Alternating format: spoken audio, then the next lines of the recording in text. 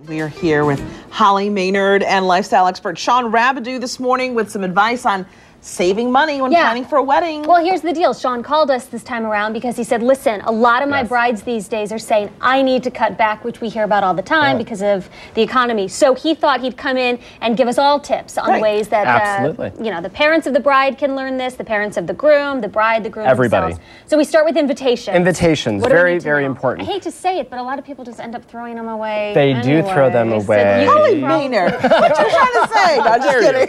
They're like, oh, okay, yeah, I'll go. At least I do. Maybe I should keep them in a scrapbook. I don't know. Well, so you don't throw away the RSVP card. That's right. That's right. Exactly. No, the one thing to keep in mind with invitations is to stick to a standard size. You know, they've got a lot of different sizes, a lot, you know, squares, rectangles. This is going to be a little bit more expensive. A rectangle than your standard size. So keep that in mind when it comes to the postage. Also, keep in mind the Don't envelope. think outside of the box. Exactly. And also, you don't have to do an envelope liner. The envelope liner not only costs a little bit more for the invitation, but it's also going to weigh the invitation down just a touch more. Which costs you more in postage. Correct. And truth be told, people just slice it open, take it out, and they toss it. So, you know what? You don't have to do that. Exactly.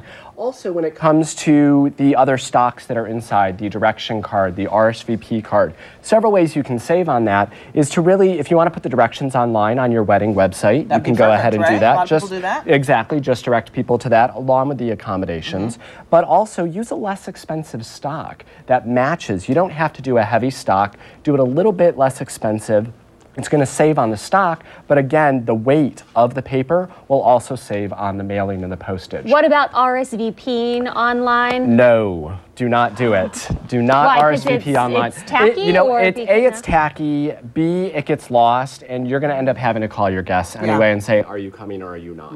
So keep that in mind. So it creates more work for you then in the end. Exactly, exactly. So just more stress. You really don't need it. Also keep in mind that letterpress, which is this, and I don't know if you can see it or not. You can feel it. That's going to be more expensive, let's say, than doing thermography, which is just your standard invitation. And it feels just as, I mean, if you want to get into the texture the date of your wedding is also really important. If you do it on, let's say, a Friday or a Sunday, you're going to save money. Not as romantic, but you are going to save money. Saturdays are really popular. Also, the time of year, October is the new June. So the time of year, it really is. So the time of year, so July, August, perhaps January, March, April, May, you can save a little bit of money, and the time of day. What about around the holidays too? Holidays, you know, it depends. You might be able to save some money around that time as well. So we've got to go now, but I know you've got some more tips for us coming up. I've learned so much already in just this first segment. Don't you wish we were getting married again? I know. We could save all that money. Oh my goodness, all the not for you, Marty. Been there, done that.